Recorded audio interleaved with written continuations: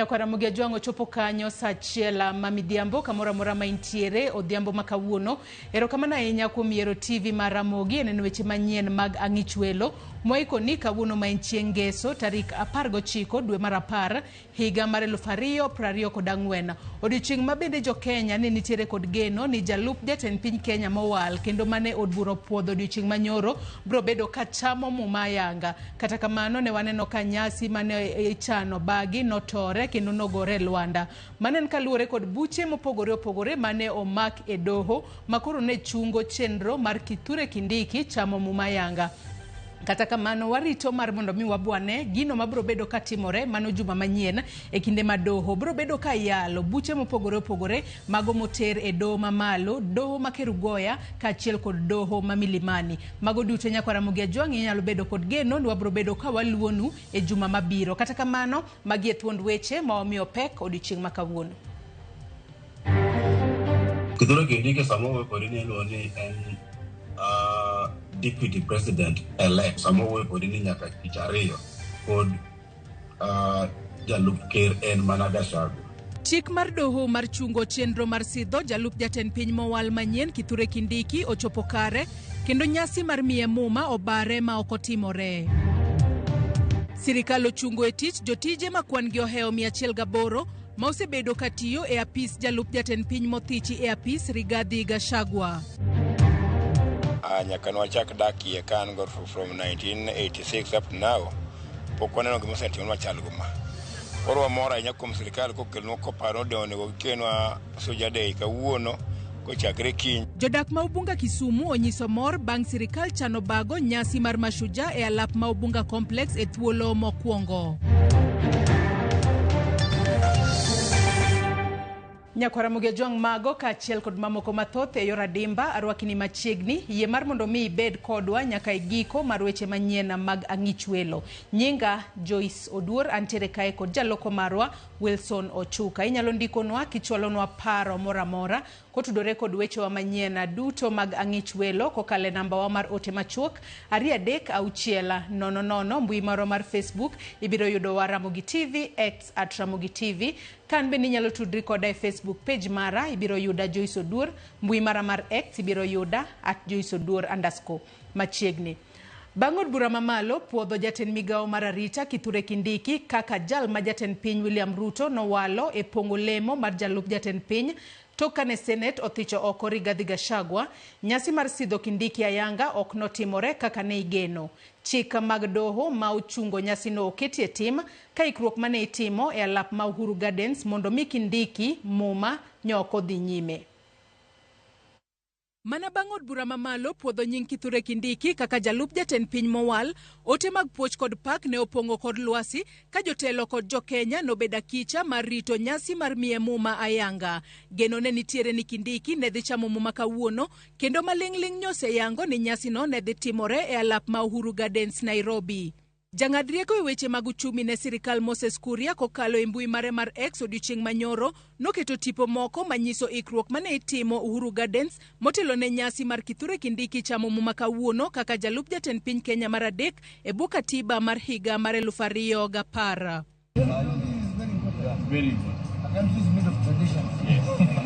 Moses Kuria nodhi mbele ndiko e mbuyo nogo mar X kowacho ni nyasi mar Kithure Kindiki chamo muma mar donjo ya PC kaka jalup jatend piny ne dhi timore Uhuru Gardens kochakore saa 3 okinyi makawuono. Owacho ni rangach mar Uhuru Gardens ne ibiro yawne jopiny maonge oboke moyiedhi mar gwelo mar chopo e nyasi no ka rangach ne idhi lor mana ka papo sepong'a. Kata kamano magi duto ogore Luanda. Ng'ikruok e chenro no ne obiro kaluwore gi chik mar doho mamalo mamilimani kod makerugoya manyo chungo chenro no ka irito tarik 24 ni mar Rigathi Gachagua kod jo Kenya mamoko nyochwalo ng'ur makwedo gwelo mar Kindiki, chenro mar thicho Gachagua to kod keto rageng' ne chenro mar rwako Kindiki e apisa. Weche no medo lungore mbui mar X kotudore kod wach Kithure Kindiki chamo muma ka ukinde kaka Ahmed Nasir Abdullahi bende kokale mbui mare mar X nondiko kowacho ni wach gwelo Kithure Kindiki emane ochung ok wach chamo muma ka en bende ne en kod geno ni Kithure Kindiki dhi chamo muma kawuono. Okil Tomo Jienda ma bende en seneta ma Kisumu bende nyondiko e mbui mar X kowacho ni doho ogolo chik moleo ka Kithure Kindiki osewal kendo osepuodh kod od bura mamalo. Okil Kamaloka Charles Midenga to wacho ni sirikal ne ok nyal dhi ataro mar chik doho kendo gai mar doho ma owinjore ochiw muma ne Kindiki ne ok nyal chayo doho onogo. Chik ok oyie mondo Kithure Kindiki ocham muma. Kochamo muma to mano iwacho ni o violate court order. Nyaka girit nyaka tich ariyo eka ginyalo ng'eyo ni to koro doho dhi wacho ni unyalo dhi nyime kata ok nyalo dhi nyime. Mar ariyo en ni kata ka nochamo muma, chik wacho ni ng'ama nyalo konye chamo muma en ng'ama Chief Justice. Kata koonge to jalupne. Chief Justice to gi jalupne gin judges manitiere Supreme Court. Mabura ni kodhi nyaka Supreme Court gin mabiro yalo. Ok ginyal yie mondo oketh chik. Okil Midenga bende olero ni Kithure Kindiki sani koro podi en mana jalup jatend piny mawal kendo chik ok oyie ne timo tich moro amora ma jalup jatend piny onego tim nikech pok ochamo muma. Kithure Kindiki samo podi ni ni en deputy president elect. Teni poko odonja pis ma kata kiny ok onyalo gwelo ker mondo otwagi ni koro ni eloe mare kaka jalup ker. Koro en kiny ker bo wuoyo mana nowuon to Kithure Kindiki ok nyal gwele. Samo wuoyo podi ni nyaka tich ariyo pod jalup ker en mana Gachagua. Kata obedo ni sirikal nosetero bura e doho mar apil mane dwaro ni nyasi mar Kithure Kindiki chamo muma odhi mbele kawuono, okil Charles Midenga wacho ni chuno nyaka rit mana nyaka juma manyiena. Ka ging'ado bura, ka gichiwo court order ma iluongo ni stay, then Kithure Kindiki nyalo chamo muma. To ka onge order mar court of appeal, kata ka doho mar high court timo gino no set aside order no, then order matiyo en order mawacho ni Kithure Kindiki o kata ng'ata ok nyal assume office mar deputy president. Nyaka sani nitiere buche adek ma ochwal e doho mamalo, doho ma Milimani kod doho ma Kerugoya ma ochungo wach pong'o lemo mar jalup jatend piny. Sani koro en mana rito ng'eto mar doho juma manyiena. Moko kuom oganda mawuok masawa mar Kenya masiro okang' mar keto Kithure Kindiki jalup jatend piny mowal ne oyudo ng'ikruok bang' digni mar chenro mar miyo Kindiki muma. Jopiny go mane geno mar bago nyasi mar mor bang' ka Kindiki ochamo muma koro chuno ni nyaka riti mar biro ng'eyo kinde ma Kindiki nyalo biro chamo e muma ka onge lokruok ma obedo. Leo tulikuwa tukitarajia akipewa kiapo tutakuwa tukifanya sherehe huko nyumbani kama bila tulianza jana, lakini tukakaze tulisikia koti imesimamisha. Sasa tuko na hasira sana kwa sababu tulikuwa tukitarajia kitu kama hizo. Tumejiandaa kufanya sherehe ya kijana wetu kuchukua uongozi. Sasa kila family imejiandaa, kila mtu saa hii kuna hata kwenda kazi. Tumetulia tu tukingoja sasa hiyo achukue tu oath. Akichukua ndio tunaanza sherehe saa hiyo. Bado tumatumaini kubwa sana kwa sababu hata hiyo kulingana na koti wenye walieni kama walichelewa, wenye walileta hiyo petition ya kusema isimamishwe hawakukuja ile wakati inafaa. Kwa hivyo tunangojea na tuko na tumaini kubwa sana apewe nafasi yake ya kuwa kiti ya president, kwa sababu hiyo deputy president, kwa sababu hiyo ni kiti ifai kuwa vacant. Hata nimechanganyikiwa, mbona wasitishi hiyo eti asikule kiapo leo. Sasa Monday nani atakuwa deputy president? Alafu kitu kingine si hata akunywe kiapo leo ama kesho. Na mbona serikali wamekataa kunywa kiapo? Kwani amewafanyia nini sahi? Na wenye alichaguliwa sahi tu. Jotije makwan gi oheo 100 e apis jalup jatend piny mothichi e apisi Rigathi Gachagua uchungie tich kendo mi yweyo mochuno. Okang' makama obiro e kinde ma ywaruok podi nitie bang' ka nyo othich Gachagua e apisi kendo ma ochwe odhi omako bura e doho. Jotijego onyis ni odhi e yweyo ma ochuno kochako odiechieng' ma kawuono. Apisago oriwo mago madito e apisno, jotije makidieny mar tich kata job group T kod U. Jotije mag orak makojolo bende onyisi ni odhi e yweyo ma ochuno. Lemo ma wegi dhi pacho gin kaka mag jong'ad rieko, Jotend jotije sirikal e apisno, directors e kin mamoko. Barua mar chungo apisasgo ondiki kod jagoro mongirore e tayo chenro mag jotije sirikal Patrick Mwangi.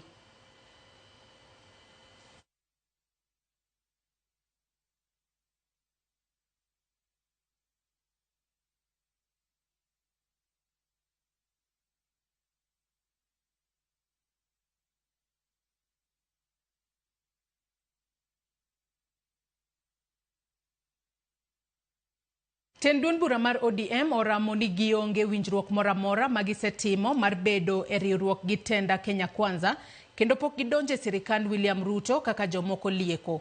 Kane giloso e romo mane okelo kanyakla jokanyono mag duond burano Msambweni e kaunti ma Kwale, duond burano kotelne kod jakom margi Gladys Wanga ne okoni nyaka sani gitayo chenro mekgi gin giwegi. Maino margi gikoni en tego duond burano chakre e kor gwenge kendo singo ni gibiro bedo gi jago mabiro laro kom jatend piny Kenya e yiero mabiro mano mar 2027. Magi ne giwacho bang' moko kuom jokanyogo mag duond burano yudo lemo mag ten migepe e sirikand William Ruto. Tusimame wa ala kulli shay qadir. Mwenyezi Mungu salla ala sayyidina Muhammad.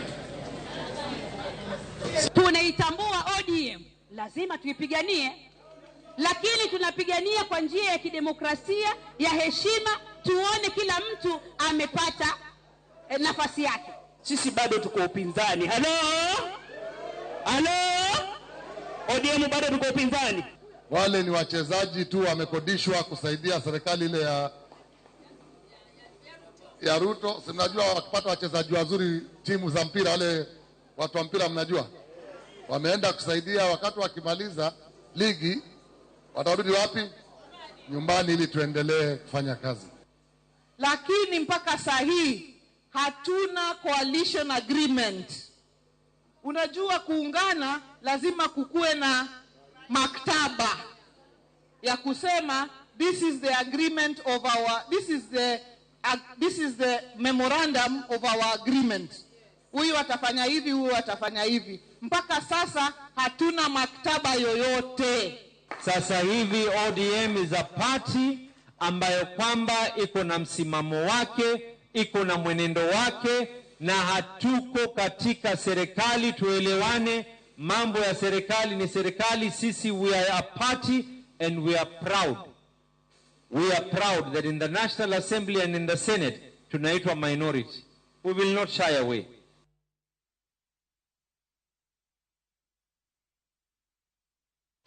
Ikruok oketi mogik ne nyasi mar Madaraka Day maidhi bagi kiny e kaunti ma Kwale. Nyasi no maidhi telie gi jatend piny Kenya William Ruto dhi ywayo jotelo mopogore opogore kod jo Kenya mamoko. Watudore gi jafwambo marwa Chris Owino manikono mondo omiwa wach achiel kachiel. Oimore Chris Owino ka intiere kaunti ma Kwale otieno makawuono iriyo nade. Ang'eyo ni nyaka sani ikruok ne nyasi mar Mashujaa odiochieng' makinye, sani koro ikruok oserumo. Kata kamano inyalo mana nyiso ni ponono gin kwan weladi ma igeno mabiro chopo e nyasi no, to be nitiere jotelo mawuok e pinje maoko ma bende biro yuoro kose nang'o. Chris Owino. Erokamano Joyce. Odiochieng' makiny kaunti namba 2 e pacho kae kaunti ma Kwale e gwenge makadho wadh nam chumbi kuom thuolo mokwongo dhi bago nyasi mag dhialo oganda jo Kenya, joma mine kachiel kod joma chuo mane okedo ne piny Kenya yudo loch higa mar 1963, nyasi ma ong'ika Mashujaa. Nyasi ma kamae dhi chakre kiny kar seche mag saa 12 ma kalure kod lendo mane ogol kod tend obila e gwenge mag kadho wadh nam chumbi. Onego bedne jopiny osechopo kakae kochopo saa 12 kogwen okinyi mar mondo omi thuolo chenro makamae odhi e yo mopie ma onge ng'ikruok moro amora. Chenro makamae dhi timore e alap ma Kwale County Stadium ma en alap ma oger manyien e riwruok mar piny owacho mamalo ka achiel kod piny owacho mar county Malamu. Pau tuke ma county Malamu dhi ting'o dhano kata nyalo ting'o dhano 10,200. Koro chenro duto osechopo e ng'iende ikruok oserumo. Ne motelo ne mano ne waneno ka jagoro mongirore migawo mar arita kwe Dr. Raymond Omolo ne ochopo kakae mar goyo wang' kendo neno ikruok mane oseket e thuolo mogik motelo ne nyasi ni odiochieng' makiny. Joma bende dhi miyo jopiny madhi chopo kakae mor ne bende obiro kakae mar timo ikruok margi mogik. Kapogre kod mano bende oganda moko ma jo county ma Kwale bende ne ochopo mar chwange mar neno tielo mogik na ikruok manyasi ma dhi timore odiochieng' makiny. Ler mwaseyudo en ni nyasi ma kamae jotelo ma pogre ma pacho kae oluong mar chopo kendo chopo e nyasi mar dhialo Mashujaa Day. Wageno ne jo welo madito ma pacho kae, apisas madito ma sirikal kotelne kod jatend piny Dr. William Ruto biro chopo kakae mar dhialo nyasi ma kamae. Okoyangore jotend pinje adima oke pinje maoko kata welo adima oke pinje maoko ma dichopo odiochieng' ma kawuono odiochieng' makiny. Kata kamano ler en ni piny Kenya nyalo rwako jotend pinje maoko odiochieng' makiny nyasi ni mar Mashujaa Day. Kata kamano pok oyang nonro margi ni gin jotend pinje maoko adi madhi chopo kakae kaachiel kod jotend pinje mage mag Afrika madhi chopo kakae. Koro pod warito mar neno odiochieng' makiny to gin welo maok e pinje maoko, jotend pinje adi mag pinje mag Afrika madhi biro kakae kose nyasi ma kama idhi dhial kod jotelo ma pacho kae kotelne kod William Ruto kende. Joyce, nyasi ma kamae en thuolo mokwongo ma itime e county ma Kwale, kendo jodak ma Kwale kane gitwa kod Ramogi TV ne onyiso mor margi ne biro mar nyasi ni e county ma Kwale. Mana ka jodongo ne ogoyo ngero ni wendo obi mondo weg dala oyud konyruok. Jodak ma Kwale ne owacho ni biro mar nyasi ni e county ma Kwale kuom thuolo mokwongo omiyo kelo negi gweth kendo kelo negi ber. Kaka moko kuom weche mane giwacho en ni apeini okong, apeini oketie tej kata street light kendo county ma Kwale rieny gotieno dipar ne odiochieng'. Kopogre kod mano giwacho ni alap tuke ni bende osebedo ka digni kata kamano kalure kod biro mar nyasi ma kamae osetiek gero alap ma Kwale kendo ober kendo odimore mokalo. Anyalo nami magi moko kuom jodak ma Kwale mane watwak go ewi biro mar nyasi ma Mashujaa Day mokwongo e county ma Kwale, kendo mae kane giloso kod Ramogi TV. Sherehe la Mashujaa Day kufanyika hapa. Fanya najihisi kwa sherehe ya Mashujaa ikifanyika hapa Kwale, palikuwa na uchafu sana Kwale. Sasa hivi wamependeza, pamekuwa pasafi kweli sababu ya hii sherehe ya Mashujaa. Na vile wewe kama wewe unaendesha biashara ya bodaboda, imekufaidi kama mfanyabiashara? Imenifaidi sana, wateja wamekuwa wengi. Nashukuru pia wageni wanaingia kwa biashara yangu, pia naona kuna mabadiliko kwa sababu vile mwanzo si tofauti. Tuko na tofauti kwa sababu ilikuwa hapo mwanzo ilikuwa sina wageni, lakini wageni napata sasa hivi. Na pia si vijana wamepata viajira kidogo kutengeneza uwanja. Barabara naona pia zimeng'aa. Barabara pia zimeng'aa. Yaani kwapendeza kwa ufupi. Si kama kulivyokuwa zamani. Joyce Mago paro mag jodak ma Kwale mane watwak go ka iwinjo mor margi en ni biro mar nyasi ma kamae omiyo county ma Kwale oyudo sura manyien.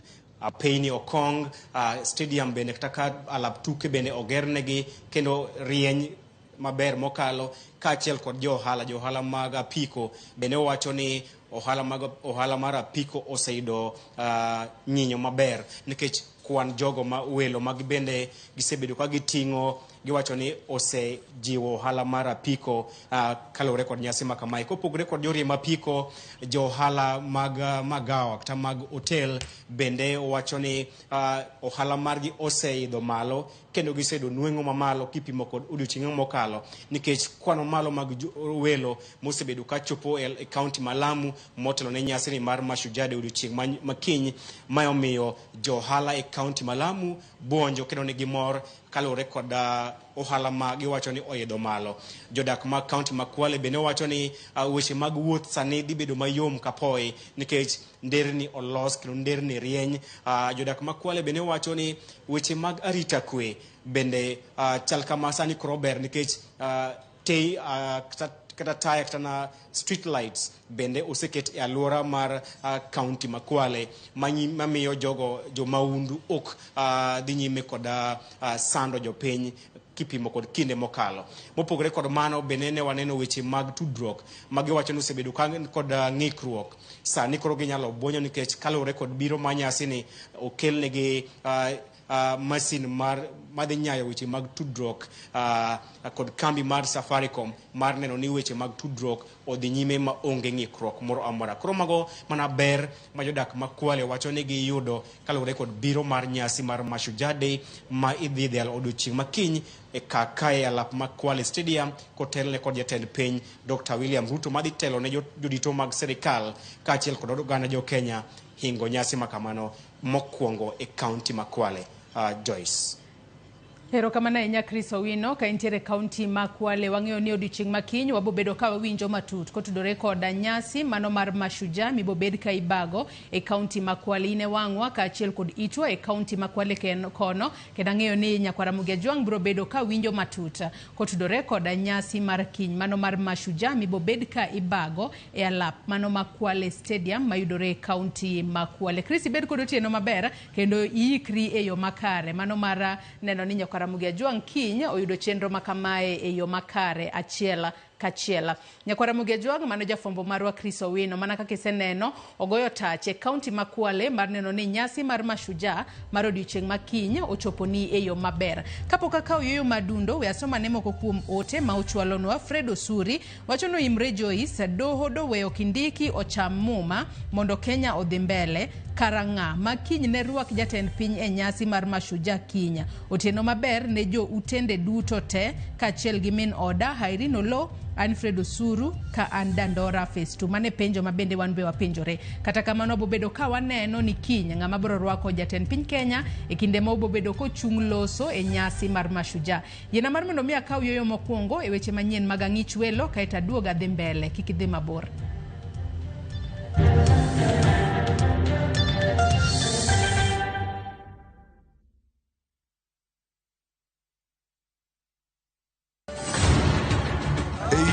Punjab, hera motegno ne odongo. I love you, Sarabjit. Jod Sardani, oweka chunygi nigi lit mang'eny. Kargi ji adekni, hera bro keto gi kamoro achiel nyaka chieng'. Chunogi ni nyaka gimakre motegno gi hera kod winjruok. Okunyal paro kaka unopuonju, wan ji adek wan wachalo kaka ngum. To ngum moriwre otegno, to mowere kamae ok otegno. To e piny kama gik malich timore, en ng'ano ma ginyalo geno. En ang'o momiyo nyakono okawo pache kamano? Kara nyakono en ng'a? Riwri kodwa e wuoth manyien mopong' gi hera kod chir.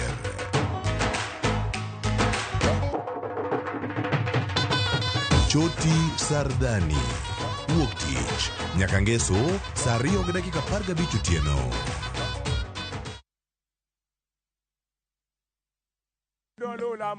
Bed kodwa e wuodhni ka wanono kit timbe mag anyuolawa.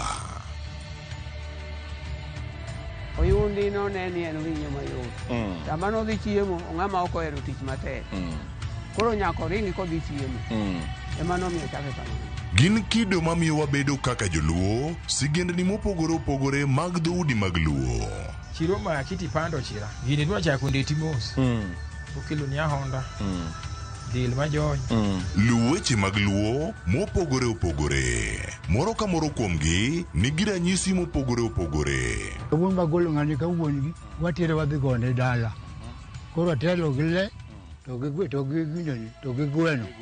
111 Luchenro ni ngeso ka ngeso saa 1:45 otieno e Ramogi TV.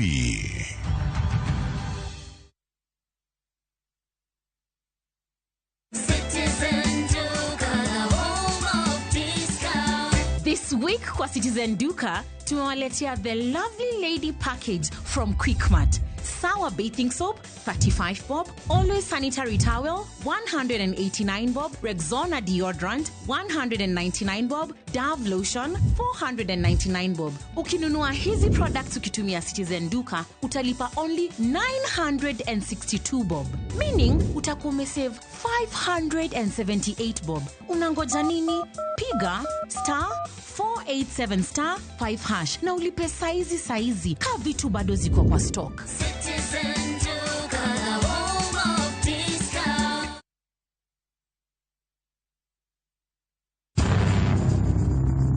Engima mahera mar mama lokore to bedo mirima maduong'. Ichaya kama nanga diero chiek. Miyo machunye lit nikech nyare. Ok daol kodi nyathina kumae kodi boro ada. Sama piny ni pogore, era mane ogeng'negi chako dongo e kindgi. Ani dhi otwa. Ani okadwa dhi. Ariti. Kare dhi mondi. Kata kamano, sama weche mopondo fwenyore, adiera nyalo pogogi kata duoko winjruok e kindgi. Nokonego wach gioko, mnogo girito kuomwa. Hera mar miyo e Winam Cinema. Jumapil, saa 2:15 otieno kod saa 4 otieno. Mana e Ramogi TV.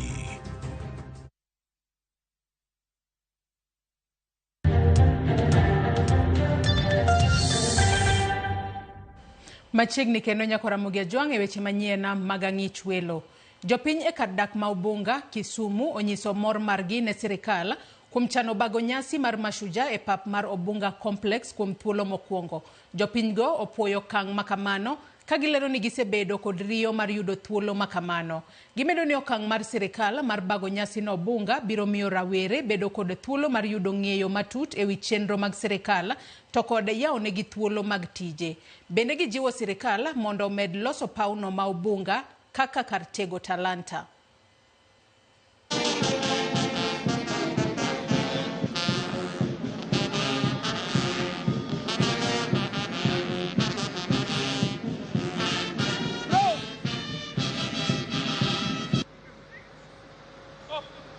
En wuoro maduong' ahinya kuom jowa be. Nyaka nwachak dakie kan go from 1986 up to now, pok waneno gima osetimo machal goma. Koro wamor ahinya kuom sirikal kokelnwa koparo ni onego gikenwa Mashujaa Day kawuono kochakre kiny. Wan wachako rito gimna kawuono ka guber mantie. Agony sirikal erokamano kuom duto te mosetimo, ber moseneno e Ubunga ka kata e Kisumu ka, to gi jotelo morito waduto agoni erokamano maduong'. Kochakre gi jatelo matin ka donje maduong' kuom kelonwa nyasi machalo kama Mashujaa Day e Ubunga gima pok nwanenoga. Wagoni erokamano maduong'. To moloyo jatelo, sirikal duto wakwayi kuom ng'uono iyarnwa factory ma breweries mondo kawe nyithindwa matindo tindo manyocha otiego sikul. Wadwoko pak ne sirikal mokelo mondo Mashujaa Day otimre Ubunga ka. Kwayowa en mana ni wan seche ma gik makamagi timre, wan gi kembni ma onego bed ni sirikal otemo yawonwa mondo mi wane kaka yudhewa miwacho ni gikelonwa shida korka insecurity, arita kwegi, wane kaka gidonjo kuondego mondo mi okawgi gichimre nadi giyud kaka gitiyo. Moko kuom jotend sikunde mag primar kod jonyuol kwedo chik mane ogol kod migawo mar somo manyiso ni sikul manitiere kod jopuonjre matin ne 30 matimo penj maduong' mar KPSEA kod kata KCSE ne dhi timo penj e sikunde mag piny owacho manitiere machiegni kodgi. Giwacho ni tero jopuonjre e lwasi ma ok ging'iyogo nyalo miyo moko kuom jopuonjrego rem e penj. Penj maduong' ma jopuonjrego mag grade 6 e pacho kae ma ong'ere kaka KPSEA chako tarik 28 dwe mar 10 mar higani kaluwore kod lipot ma ogol kod duolo mochune penj e pacho kae, the Kenya National Examination Council kata NEC. Sikunde mopogore opogore dhi nyime kod iko jopuonjre kendo keto gik madwarore ma otelo ne penjni. Kata kamano seche ma rito penjni, moko kuom jonyuol kaachiel kod jotend sikunde koro ok mor kod chik mogol kod migaono mar somo, ma bende wacho ne skunde mantie kod jopuonjre matimo penj mathin ne 30 dhi timo penj e skundego mag piny owacho mantie machiegni kodgi. Koro ne wagombo ne mondo sirikal ong'iane wachni, ningeche samoro skul ok nyal mit namba midwaro, to nyithindo bende pod tindo. Koro nyithindo gi samoro ka giwuotho e ndara ka gidhi timo penj kama chielo, samoro ngimagi ok nyal bedo kama ber ahinya. Director mar skul mar Rose Hill, Modre County ma Migori Roslyn Awino Missouri, wach ni chikni dhi hinyo to ahinya sikundego mag ji giwegi mantie kod kwan jopuonjre matimo penjno mar KPSEA matin e 30. Adier ma Nyasaye nitie sikunde matemo matek mondo obed gi nyithindo to onge. Koro iyudo ka ywak nitie maduong'. Koro ka dipo nitiere majing moro motimore, then NEC onego bed terwa private school. Ka an private school, otera private school. Ka an public school, tera public ang'owa, public school. Awino wacho ni ket jopuonje mondo koro tim penj e lwasi ma skul mok gisbedo ka gisome nyalo miyo ka jopuonjegi ok tim maber e penj. Ka nyathi wuok dhi kilometers mang'eny kodhi timo penj, dhi ochokgi kamoro achiel e group, nyathini dhi through gimiluongo ni culture shock. Koro gini dhi hinyo nyathi kiobwongo. Ywak ma kamae bende koro gol kod Geoffrey Otieno Guto, men janyuol ma japuonj mantiere e grade 6. Inyisowa ni nyathini ok dhi timo penj kama nyocha entie usome. Ma dhi kelonwa shida mang'eny kowuotho kodhi kama nok ong'iye, nikech ng'iyono en gima ber ka gimoro amora mondo gidhi maber. Komachielo jonyuol kod jopuonje dwaro mondo koro piny owacho omed keto kenge makare mar bedo chenrogo mag somo mar CBC. Jopuonj mokwongo iyudo ka gin jopuonj ariyo e skul, to learning errors gin 14. Koro ma tiende ja samoro japuonj achiel ok nyal puonjo gik moko 14 go te. CBC noko okele yo moro maber, noko mi teachers and even the parents mondo ikre maber ne CBC. Magi challenges masani koro dhi mbele gi CBC. Ma if any case nitiere giminyalo time, I think the government onego chip in kendo. Giwadi soma CBC pod nitie kod midhieche mathoth ma onego tieki mondo koro lek ma chenro ni mar somo koro chopie. Onge mar gige somo dwarore kaka laboratory gin mokuom gigo eko ma jopuonj kaachiel kod jonyuol pod ywago. Subjects machalo ka computer, machalo French, machalo German and the foreign languages, but japuonj onge. Kodi timo nang'o? Chenrogo mag somo ma oluwore kod tije ma jopuonj dwaro mondo koro gitim ka gitieko sikul ma idendo kaka career pathway bende pok owinjore makare ne mokuom jopuonj kaachiel kod jonyuol. Our sub-county schools, miluongo ni CDF schools, gin gidhi timo pathways mage. Iyudo kaka janyuol koro nyathi bedo nyisi ni an kora dhi kath kare pathway kiane mar arts, kiane moko mag talent, koro pod ok wawinje, koro dwani civic education to the public mondo at least jonyuol ong'e. George Juma, Ramogi TV, Migori.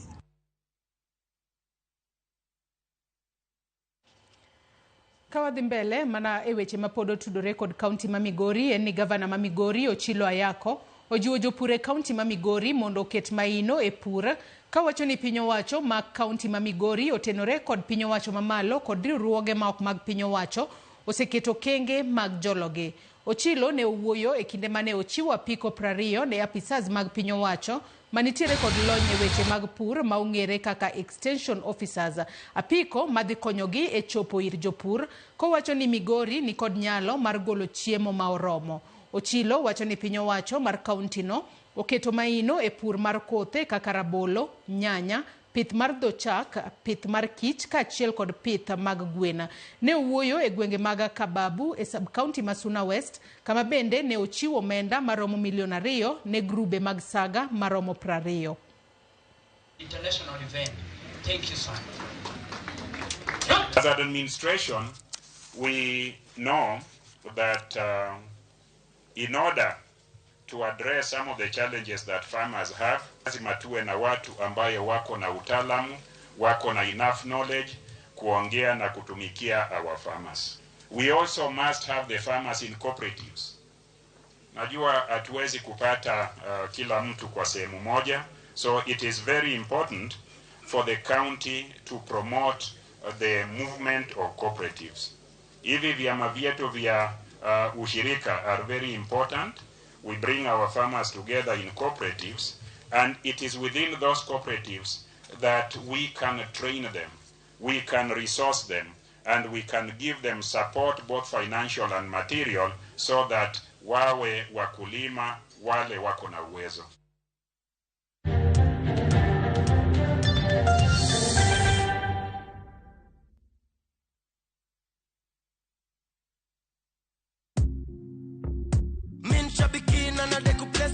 My name is John Dungo Mwangi from Subukia. I'm a teacher by profession. I've been participating in Aviator for quite some time. I've been praying that one day luck will be on my side. I will continue playing because there are stakes there that are higher than what I got. I won big on Shabiki Aviator. Changamkia Aviator on Shabiki.com. Not for persons under the age of 18. Authorized and regulated by BCLB license number 428.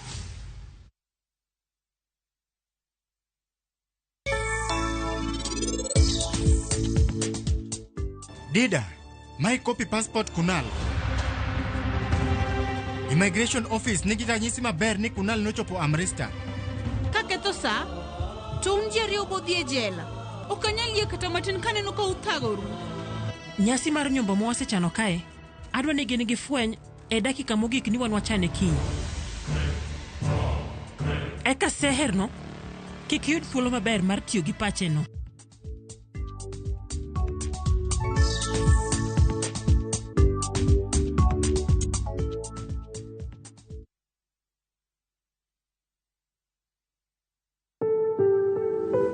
Nyalo bedo ni in kod tuo mar kansa. Yie mar bedo jaloch mar tuo mar kansa en mana bedo gi paro makare. Limod thieth mondo timni check-ups, cham chiemo mowinjore, timo rako, kendo luw kaka ochiki gi laktar. Yier mar bedo jakedo ne tuo mar kansa. Oteni okelni kod Royal Media Services. We care.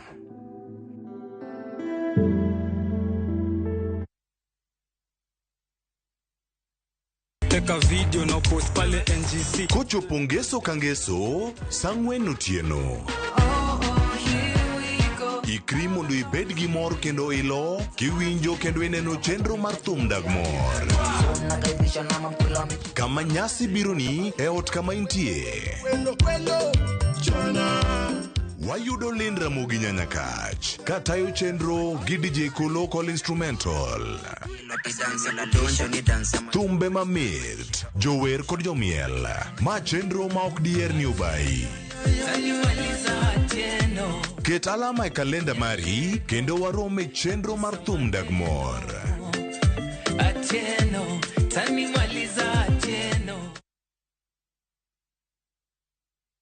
Habibi, twende Dubai na View Travel. Relax na Dao cruise along the Dubai Creek. Enjoy an exciting half-day city tour, a desert safari with a barbecue dinner. Now, uji treat to a shopping spree at the Dubai malls. All these and more in 5 days, starting from $680 per person sharing. Book now and lipa pole pole. Angukia deals moto na View Travel. Visit viewtravel.com, call or WhatsApp 0703 254 254. View Travel. Dream, explore, discover.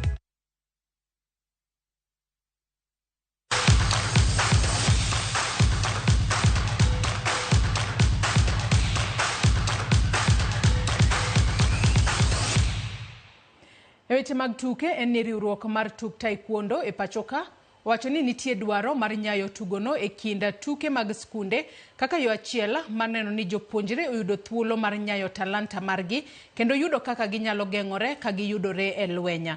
Kwayo makama nogol e kinde romo mar tuk taekwondo manotimore e skund primary ma Maifina kama jonyuol gi jopuonjre no yudo ler e wi bera mar tuk taekwondo. Kata kamano, gikwayo sirikal mamalo gi mag counties mondo ket tenge kama oyiedhi minyalo go e tugono ni mar jopuonjre onge gi kuonde bago tugono malero. Niko na watoto zaidi ya 80 hapa na ninajua tukiendelea hivyo tutakuwa na watoto wengi kama vile ninatarajia. Ningetaka tena kuuliza Ministry of Education iweze kuweka huu mchezo wa taekwondo katika curriculum ili watoto wajifunze taekwondo, juu tunaona watoto wakidhulumiwa, wakisodomiziwa, wakiripiwa, hata kutekwa nyara. I've seen a difference with our kids, especially those who are in taekwondo.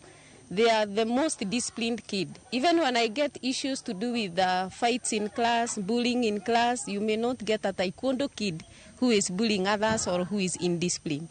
So this game, I may advise, if you have a kid at home, especially these 2 months, you may allow them to come to my film school. We teach them how to have self-defense, and we may also teach them more than taekwondo. Tim mar Tottenham Hotspurs oloyo tim mar West Ham gonde 4-1 e tukgi mar EPL. West Ham ema nokuongo loyo